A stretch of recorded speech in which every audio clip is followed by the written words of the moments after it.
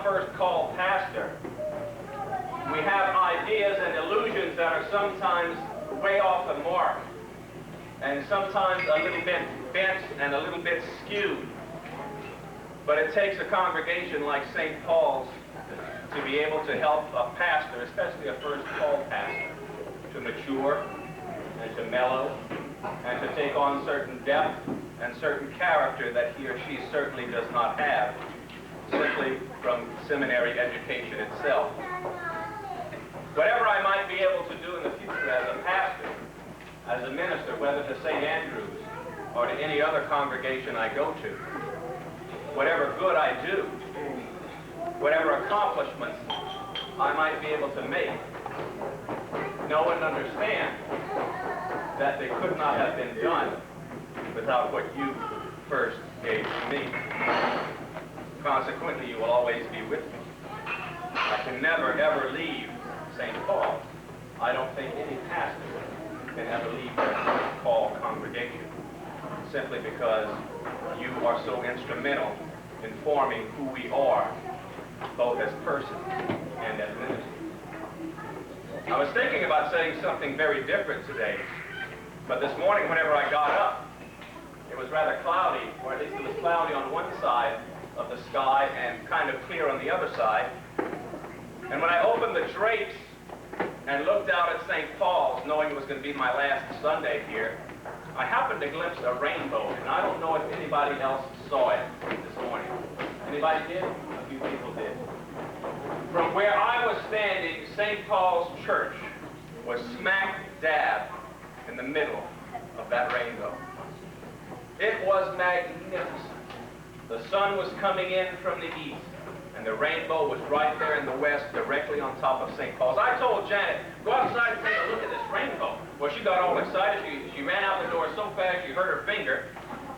She wanted to take a photograph of this rainbow with St. Paul's directly in the middle, but the battery on the camera broke.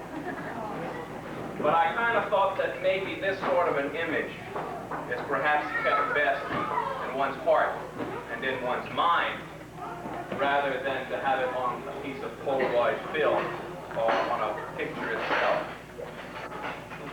But the rainbow, I thought, was a rather gracious gift from God on this particular day, because a rainbow is indeed such a powerful biblical image. From the 9th chapter of Genesis, we read this. God said, "This is the sign of the covenant that I make between me and you and every living creature that is with you for all future generations. I have set my bow in the clouds, and it shall be a sign of the covenant between me and the earth. When I bring clouds over the earth and the bow is seen in the clouds, I will remember my covenant that is between me and you and every living creature of all flesh. When the bow is in the clouds, I will remember the everlasting covenant between God and every living creature." And God said to Noah, "This is the sign of the covenant that I have established between me and all flesh that is in the earth." The rainbow is a sign that God constantly and always remembers his people.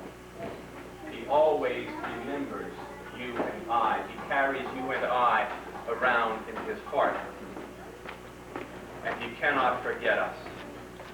The rainbow is meant to be a sign of God's gracious love, of the gift of the covenant that he has given to you and I.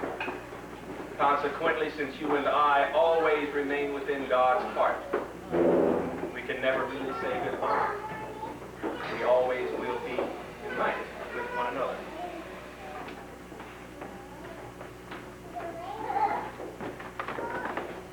This particular poem is from Anne Weems, from a book called Reaching for Rainbows.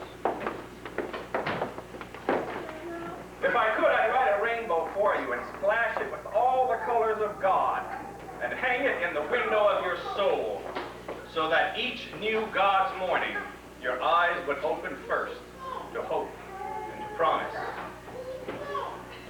If I could, I'd wipe away your tears and hold you close forever in shalom. But God never promised I could write a rainbow. Never promised I could suffer for you.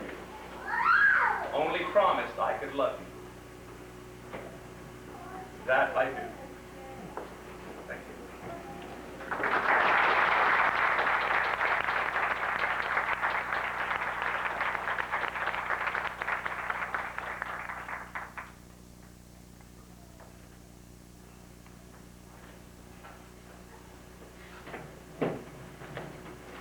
The Lord be with you. And also with you. Please stand for prayer. We're supposed to be looking Yeah, I at hope these you're having fun at pictures. this last meeting from the Bicentennial Committee, because we're trying to sort through photographs and decide which ones belong in the history and settle the final wording. And even though we think it's going to be the last meeting, it probably will not be, because we'll have to get back together again and make the final decision on how many pages, etc.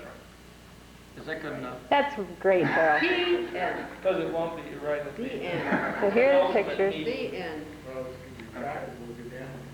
The nose, It's these a are the shame those yeses. are so little, isn't it? Looks like we got Really 5, 6 pages of photos. They reduced them. And then we can- Well, now, are you counting this one too? That's a cover. That's the cover. That's the cover. That's the second page. And there we'll put St. Paul's Lutheran Church 200, bicentennial something name for it, something. We'll just take that out. Printing, and they can set the type or something. The only These thing are you the can put pictures on we're these selecting for don't you the think, Just Picture. bicentennial picnic, whatever Yeah. month. In Yeah, the same, June. here, the church, the old cornerstone. Yeah. The, No, that was the hymn sing. hymn sing. And we don't have any pictures from the rededication? Was that the one at the mill? No, the one, like, what was that? The rededication is the old stone. That's where we theoretically opened it up and looked inside, Oh, remember? okay. Okay. But we didn't do it because there wasn't anything in John there. Hughes. That's right. Well, That then ceremony would was this be cut the short. Frank rededication? Huffman Senior. Yeah. the old Well, then Frank that should be Huffman. up here. It should be with that Frank Huffman stone. and Marshall. Yeah. Couldn't The be with 1886 hymn stone. sing. No. Separate page. Dora Huffman, Shirley Okay. Harris, Mary And Huffman. that was before the hymn sing. Why don't a couple of you work on the Let's see, photos, and wait. a couple of us will go through the history. Ruth Bear, myself. That's Mary, that's gotta be Mary back All right, there. well, That's then Dora, these. that's Grace. Yeah, that's Mary. That's Mary, this is Grace. Yeah. Grace. Frank marked a That's couple Grace. sections where he added some. And that's DJ and Ruth Calvin Bear, are trying to identify the people myself. in an old May Benson. 1940 Okay, picture.